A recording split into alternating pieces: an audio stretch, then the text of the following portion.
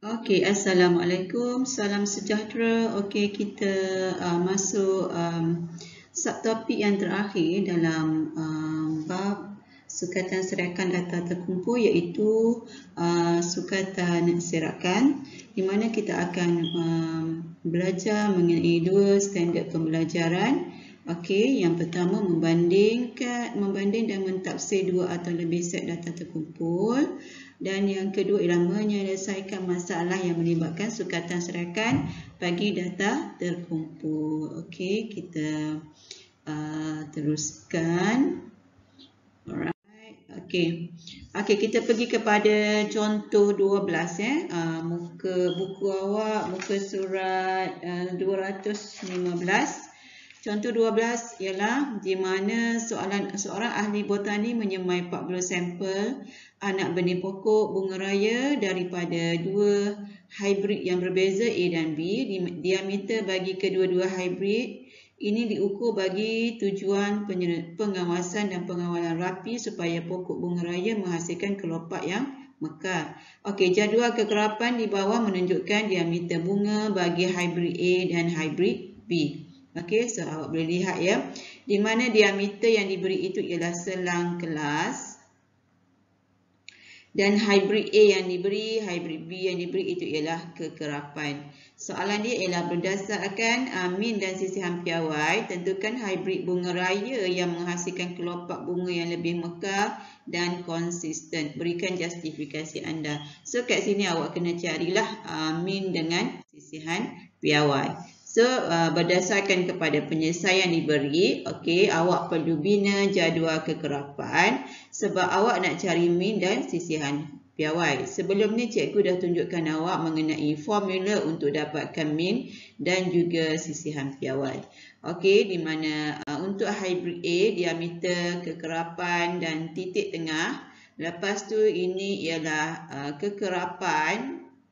Okey, kekerapan darab dengan titik tengah, di mana titik tengah tu ialah X. Okey, titik tengah tu ialah X. Lepas tu kolom yang seterusnya X kuasa 2 ialah nilai titik tengah kita kuasa 2kan dia, so dapatlah hasilnya. Dan last sekali kolom yang terakhir ialah F, kekerapan darab dengan titik tengah yang telah dikuasa 2. Lepas tu bawah ini awak kena jumlahkan dia lah. Okey, kena jumlahkan. Begitu juga dengan hybrid B, awak perlu bina jadual kekerapan. Okey, seperti yang cikgu terangkan tadi, dapatkan dia punya jumlah kekerapan darab titik tengah dan jumlah kekerapan darab titik tengah yang telah dikuasa 2 kan. Okey, kenapa kita kena bina jadual kekerapan? Sebab kita nak cari min dengan sisihan piawai. So berdasarkan jadual kekerapan tadi, kita dapatkan min untuk hybrid A, min dia 14.35. Untuk bagi sisihan piawai pula ialah 0.64. Okey, yang disediakan ini, penyelesaian ni kita ambil daripada jadual kekerapan yang hybrid A. Okey, so awak perlu pastikan nilai dia mesti tepat. Okey, untuk bunga raya hybrid B, okey, min dia ialah 14.1 dan sisihan piawai dia ialah 0.7. So biasanya kalau kita nak buat perbandingan, kita akan lihat kepada sisihan piawai lah. Sisihan piawai yang lebih kecil itu adalah lebih tepat. So untuk jawapan dia ialah hybrid A menghasilkan kelopak bunga lebih mekar kerana minnya lebih besar daripada hybrid B. Okey, kalau untuk min kita akan lihat bagi kelopak bunga lebih mekar. Okey, dia lebih besar. Hybrid A lebih besar daripada hybrid B. Maksudnya dia punya nilai min lah. Nilai min A dengan nilai min B. Dan sisihan piawainya lebih kecil. Okey, untuk hybrid A 0.64 kurang daripada hybrid B 0.7, menunjukkan diameter kelopak bunga yang lebih konsisten. Maksudnya kat sini hybrid A lah, dia menunjukkan diameter kelopak bunga yang lebih konsisten sebab nilai sisihan piawai dia lebih kecil daripada nilai sisihan piawai hybrid B. Okey, itu contoh. Kita pergi kepada latih kendiri 7.2C. Okey. Sebuah kilang membuat bola perlu memantau tekanan angin bola yang dihasilkan dalam PSI. Okey, sebelum diedarkan ke pasaran. Jadual kekerapan di bawah menunjukkan tekanan angin bagi 50 biji sampel bola yang diambil daripada mesin P dan mesin Q. So, untuk tekanan PSI ni, tekanan angin ni, ini ialah selang kelas seperti contoh tadilah. Okey, dan mesin P dan mesin Q yang diberi itu, nombor-nombor itu ialah jadual dia punya kekerapan dia. Kilang itu menetapkan tekanan angin dalam sebiji bola adalah 11.3 PSI hingga 11.7 PSI. Mesin yang manakah menunjukkan prestasi yang lebih baik dari segi ketepatan tekanan angin? Kita nak tahu mesin yang mana yang lebih baik, so kita perlu dapatkan nilai min dengan sisihan piawai lah.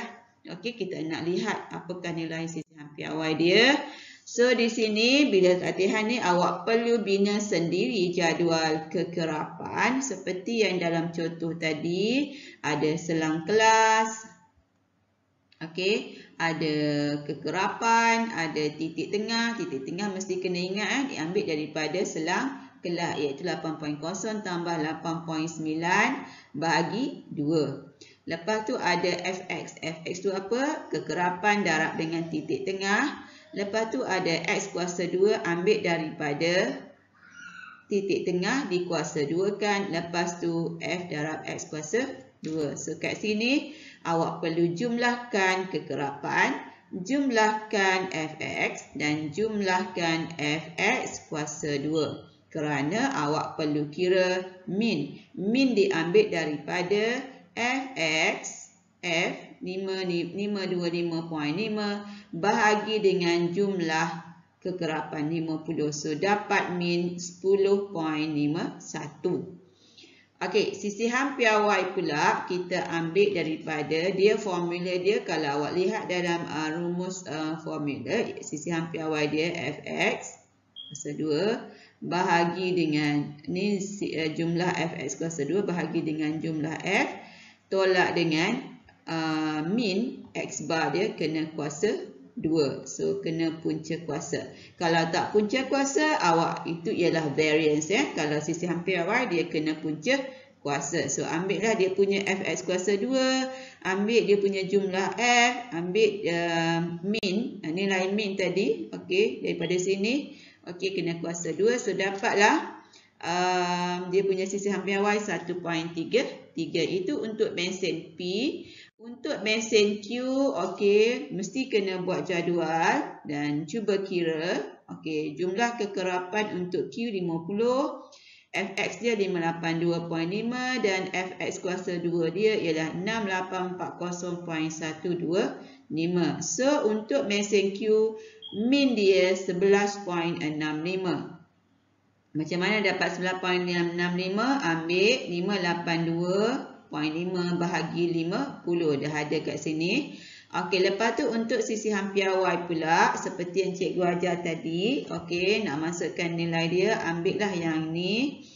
Okey, ambil yang inilah 6840.125 bahagi dengan min dan bahagi dengan jumlah kekerapan 50 dan tolak dengan min yang perlu dikuasa 2. So dapat min 1.04. Okey. So sekarang min 1.04 cikgu copy paste yang min dengan sisihan piawai mesin P tadi, di mana min sisihan piawai dia adalah 1.33 ya. Mesin P tadi ialah 1.33 sisihan piawainya. Mesin Q tadi ialah 1.04. Maka apa yang kita boleh buat kesimpulan, mesin Q menunjukkan ketepatan yang lebih baik. Kenapa? Kerana daripada mesin P, kerana min dia lebih besar. Min dia lebih besar. Mana min dia lebih besar? Okey, mesin Q tadi 11.65, mesin P ialah 10.51. Jadi ketepatannya lebih baik kerana min dia lebih besar mesin Q tadi daripada kelas mesin P. Okey, dia tunjuk dalam braket. Manakala sisihan piawai dia pula lebih kecil. Tengok mesin Q, sisihan piawai dia lebih kecil, 1.4 kurang daripada 1.33, menunjukkan mesin Q lebih konsisten. Maksudnya kat sini kalau sisihan piawai nilai dia lebih kecil, maka dia lebih konsisten. Jadi kat sini mesin Q lah yang terbaik berbanding dengan mesin P. Okey. Seterusnya kita pergi soalan 2, sama saja. Okey, diberi jangka hayat dalam tahun bagi bateri jenama X dan jenama Y. Okey, perlu tengok ada selang kelas, ada kekerapan Okey, bila untuk jenama X dan jenama Y. Soalan ini dengan menggunakan sukatan yang sesuai, tentukan jenama bateri yang lebih tahan lama dan lebih baik. Kat sini soalan ni dia tak tanya suruh awak cari min dengan sisihan piawai, tak tanya. Tetapi sebenarnya itulah yang awak kena cari untuk tahu yang mana yang lebih tahan lama dan lebih baik. Apa awak kena cari? Min dengan sisihan piawai walaupun tidak ditanya. Okey, min dengan sisihan piawai yang kena cari. So, untuk dapatkan min dengan sisihan piawai, awak kena buat jadual lah. Seperti yang tadilah yang cikgu ajar tu. Okey, so bila awak buat jadual kekerapan ni, awak jumlahkan dia seperti yang cikgu dah bulatkan ni. Okey, kalau awak buat latihan sebenarnya banyak kali awak boleh faham lah. Okey. Okey. So sekarang itu untuk jenama X, jadual kekerapan untuk jenama X. Kita lihat pula untuk jenama Y. Sama juga buat jadual yang baru untuk jenama Y. Okey, di mana selang kelasnya adalah sama tau. Selang kelas dia sama, cuma kekerapan dia yang berbeza, jenama X dengan jenama Y. So kat sini kita cari min dengan sisihan piawai jenama X dulu. Yang mana yang jadual yang first yang cikgu tunjuk tadi. Jadi min dia ialah 2.78. Ini yang jenama X tau, yang jadual yang tadi tu. Okey. Dan sisihan piawai untuk jenama X ialah 1.12. Okey. Dapat Manakala untuk jenama Y, ini jenama Y. Okey. Untuk jenama Y, min dia ialah 2.10 dan sisihan piawai dia ialah 1.19. Okey, macam mana pengiraan ini dibuat? Cikgu dah bagi tahu ikut formula, ikut contoh yang cikgu ajar tadi. Okey, cikgu dah kat sini pun dah ada kat sini kat sini pun dah ada. So lihat pada sisihan piawai dulu. Untuk jenama X, sisihan piawai dia ialah 1.12. Untuk jenama Y, sisihan piawai dia ialah 1.19. Okey, lihat kat situ jenama X paling lebih kecil kan?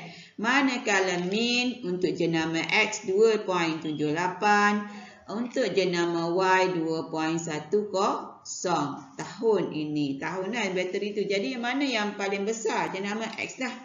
Okey, jadi apa kita boleh buat kesimpulan? Okey, bateri jenama X. Jenama X menunjukkan baterinya lebih tahan lama.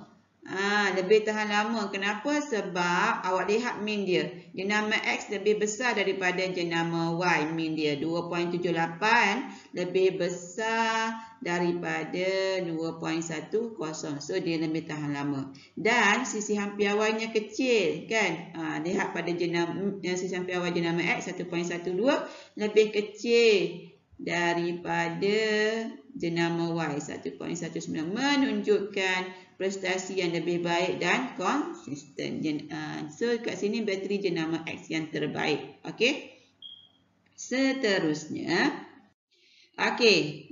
So awak kena pastikan awak siapkan latihkan diri 7.2B So yang seterusnya cikgu nak explain macam mana kita nak menyelesaikan masalah yang melibatkan sukatan serakan bagi data terkumpul. Okey, lihat contoh 13 dulu. Cikgu explain contoh 13. Okey. Satu tinjauan dijalankan di sebuah pasar raya bagi mengkaji tempoh masa dalam jam. Okey, yang diambil oleh pelanggan untuk membeli barang di pasaraya itu. Hasil tinjauan tersebut ditunjukkan dalam ogif di sebelah. Okey, lihat ogif di sebelah, di mana awak kena ingat semula untuk paksi X ialah sempadan atas. Okey. Dan untuk nilai yang pertama ni diambil daripada sempadan bawah. Okey, manakala untuk paksi Y diambil kekerapan longgokan. Maksudnya kat sini dia plot dengan kekerapan longgokan, tetapi dia punya nombor kat situ 20, 40, 60, 80. Dia ikut skala diberi. Okey, kalau nak bina ogif, tengok skala yang diberi. Kalau untuk paksi Y. Paksi X jangan tengok skala. Ingat je, mesti ambil sempadan atas dengan syarat satu nombor sempadan bawah. Okey, soalan dia, bina jadual kekerapan bagi masa yang diambil oleh pelanggan untuk membeli barang di pasaraya dengan kelas. Okey, tengok kelas yang pertama ni, selangkah pertama 0.5 hingga 0.95. Okey, kenapa dia tak ambil 0.45 hingga 0.95 yang ada dekat paksi X? Itu bukan selang kelas, itu sempadan atas. So, maksudnya kat sini selang kelas dia ialah 0.5 hingga 0.9. Lepas tu 1.0 hingga 1.4. Dan begitulah seterusnya.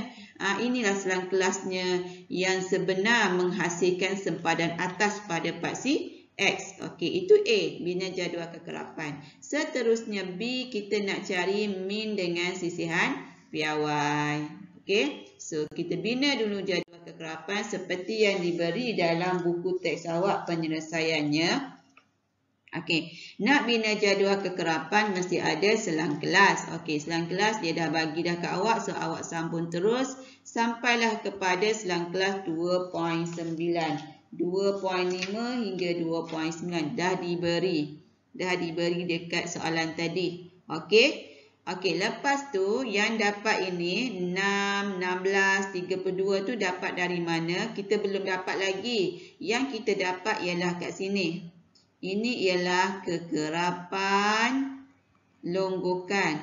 Macam mana nak tahu kekerapan longgokan? Nilai dia itu 6, 22, 54, 70, 80. Lihat dekat graf ogif. Okey, untuk 0.45 kosong kekerapan longgokan dia. Untuk 0.95 dapat 6. Untuk 1.45 dapat 22. Kat sini awak kena baca skala dia. Okey, untuk 1.95 dapat 54 yang dah tertera kat situ, yang cikgu dah tanda ni dengan marker pen dengan merah ni. Okey, untuk 2.45 dapat 70 dan seterusnya 2.95 dapat 80.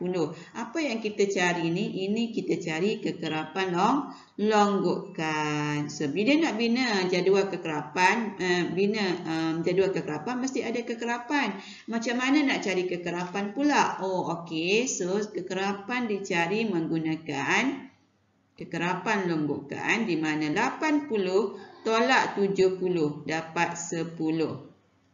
Okey, 70 tolak 54 dapat 16. 54 tolak 22 dapat 32. 22 tolak 6 dapat 16. Dan 6 ini terus tulis saja 6. Okey, sebab apa? Kekerapan longgokan ini ialah kita tambah daripada kekerapan. So, apabila diberi kekerapan, nak cari apabila diberi kekerapan longgokan, nak cari kekerapan pula, kena tolak. Dia kan, dia lawan lah. Kalau dia tambah, mesti kena tolak. So, dapatlah dia punya jadual kekerapan dia ni, iaitu 6, 16, 32, 16 dan 10. Macam tu caranya nak cari kekerapan daripada graf. Okey, tak kira graf ogif. Okey, histogram dengan poligon kekerapan dah ada sedia kekerapannya. Okey, next kita lihat. Okey, inilah dia punya jadual kekerapan dia. So, ada selang kelas, ada kekerapan. So, sekarang kita bina jadual kekerapan ni, kita tambah lagi kolom. Kenapa? Sebab kita nak cari min. Kan? Yang soalan B tu dia nak cari min dan sisihan piawai. So, macam yang cikgu dah ajar tadi dah.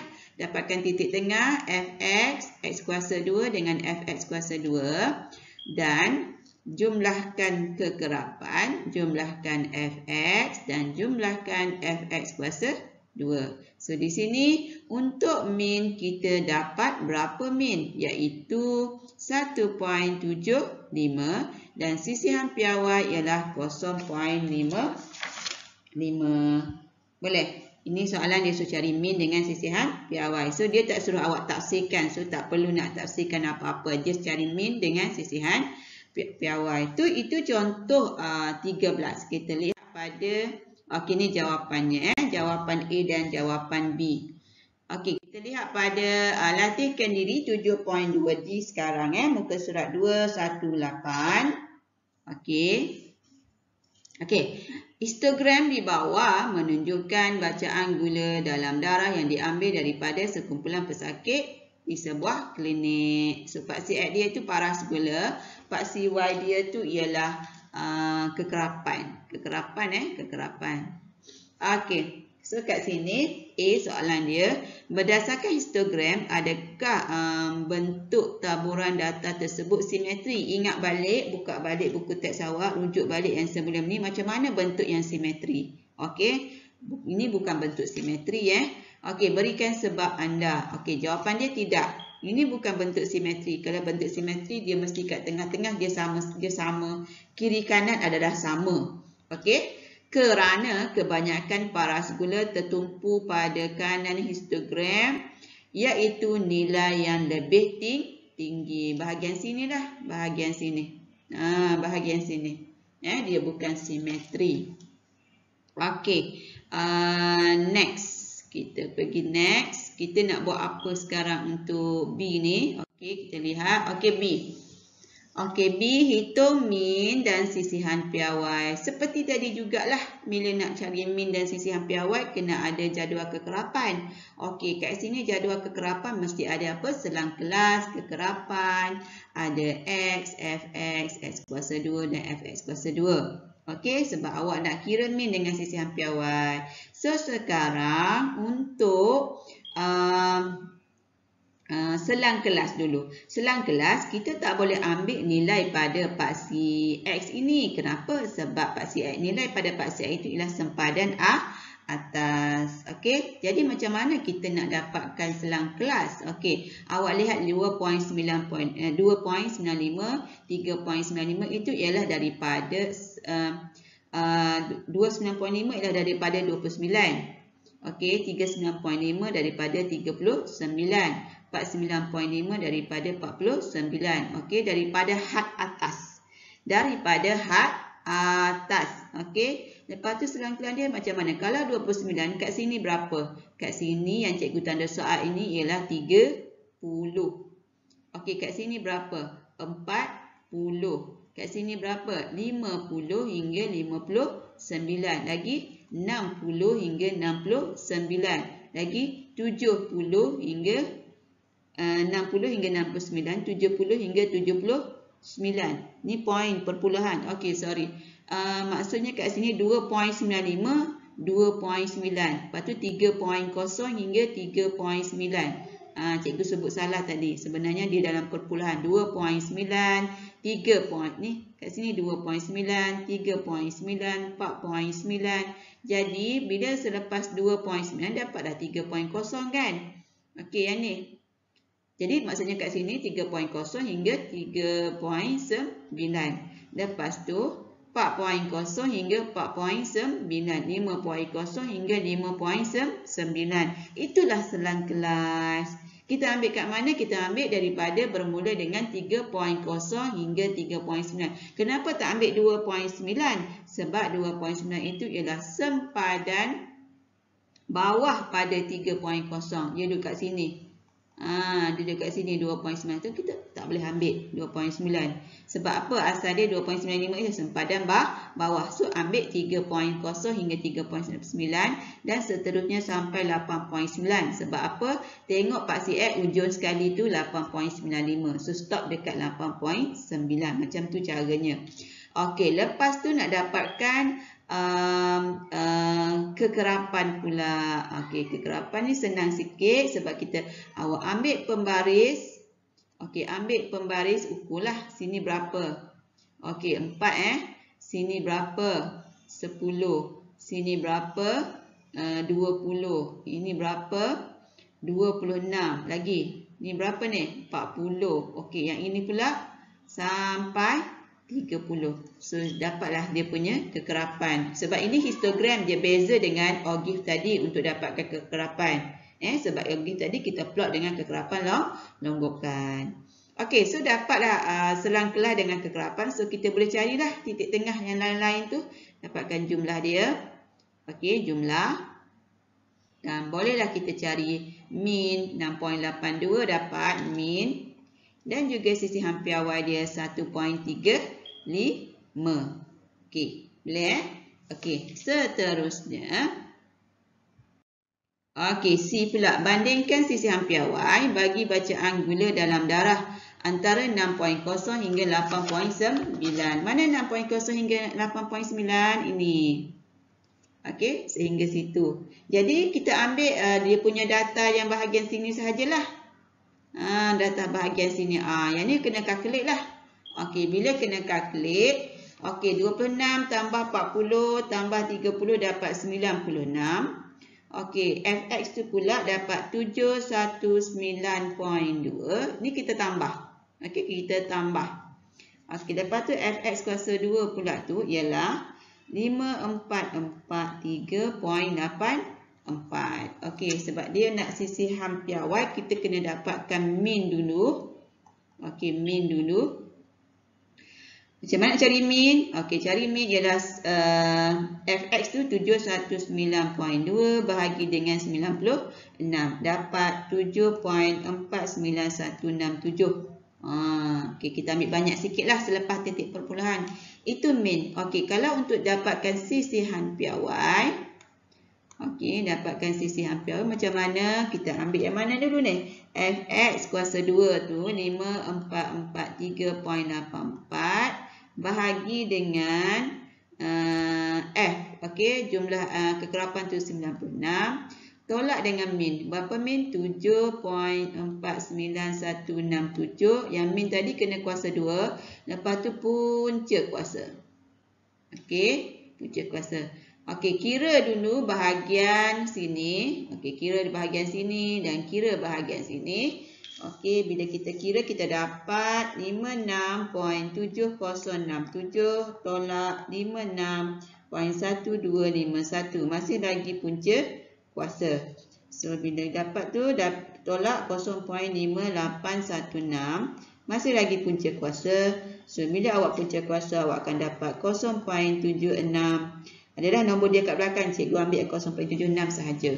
Okey? Okey. So, sekarang sisi hampir awal dia ialah berapa? Sisi hampir awal dia ialah 0.76.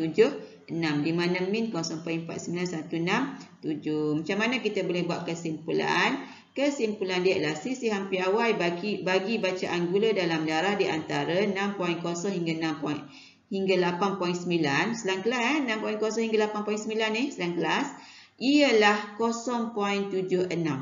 0.76 yang kita dapat sisi hampir awal tadi lebih rendah kerana serakan datanya lebih kecil. Dia bandingkan yang mana ni? Yang 0.76 ni dia bandingkan dengan sisi hampir awal yang kita mula-mula dapat tadi. Kita mula-mula dapat tadi yang mana? Yang bahagian B tu. Okey, yang bahagian B tu. Dia lebih rendah lah sebab serakan datanya lebih kecil. Okey, dapat seterusnya. Kita pergi soalan 2. Last soalan 2. Okey, kita ada apa? Oh, soalan 2 tak perlu nak kira, cuma kita kena faham dia dah bagi min, sisi hampir awal, nilai minimum, kuartai, medium, kuartai ketiga dan nilai maksimum bagi pasaraya P dengan pasaraya Q. Lihat P, study dulu P. Okey, min dengan median dia adalah sama. Okey, min dengan median dia adalah sama. Q pula min 32 tapi median dia tak sama. Okey, tapi untuk Q, median dengan kuartai ketiga dia sama. Untuk Q ni median kuartil ketiga sama dan juga kuartil kedua dia 32. Okey. Sama dengan min untuk pasaraya Q. Kena study lah yang ni. Okey, A. Nyatakan min dan julat bagi harga beras di kedua-dua pasaraya. Min dan julat bagi beras, harga beras. Okey, lihat jawapan. Min bagi pasaraya P dan Q adalah 32. Tengok dia sama. Sama kan? Dia sama. Dan julat. Macam mana nak cari julat? Kita ambil nilai maksimum tolak nilai minimum. Jadi kat sini P dengan Q sama nilai maksimum dia. Minimum dia pun sama. So kita tolak 40 tolak 26 dapat 14. Min dan julat bagi pasaraya P dan Q adalah sama. Kan? Iaitu 32 dengan 14. Jadi sama. Min dengan julat dia sama. Okey? Alright. Tengok B pula. Taburan beras di pasaraya manakah yang lebih simetri? Jelaskan jawapan anda. So jawapan dia pasaraya P. Kerana min dan mediannya adalah sama. Kalau awak jumpa min dengan median sama, maka dia adalah simetri. Median adalah di tengah-tengah julat antara kuartil. Okey? Median adalah di tengah-tengah julat antara kuartil. Jadi maksudnya kat sini pasaraya yang lebih simetrik ialah pasaraya P. Okey, sebab min dengan median dia sama. Okey, untuk C pula. Untuk C, komen tentang median dan julat antara kuartil bagi kedua-dua data itu. Okey, macam mana nak cari julat antara kuartil? Cikgu dah ajar sebelum ni, iaitu kuartil ketiga tolak kuartil pertama. Jadi kat sini julat antara kuartil bagi pasaraya P mana? Kuartil ketiga iaitu 34 tolak dengan kuartil pertama 30. Okey, dah ada kat situ jawapan dia ialah 4. Okey, julat antara kuartil pasaraya P 4. Julat antara kuartil bagi pasaraya Q, okey, 34 tolak 32. Okey, dah ada kat situ dapat 2. Okey, apa yang kita boleh buat, kita simpulkan, apa yang kita boleh buat komen. Julat antara kuartil bagi pasaraya P adalah lebih besar daripada pasaraya Q dengan nilai median di tengah-tengah. Dengan nilai median di tengah-tengah. Okey, manakala julat antara kuartil bagi pasaraya Q lebih padat dengan nilai median sama dengan kuartil ketiga. Tengok pasaraya Q, median dengan kuartil ketiga adalah sama. Maksudnya dia lebih padat. Okey, lebih padat. Okey, boleh Okey. So itu sahaja untuk slot kali ini. Okay, kita jumpa lagi buat dua latihan iaitu 7.2C dan 7.2D. Okey.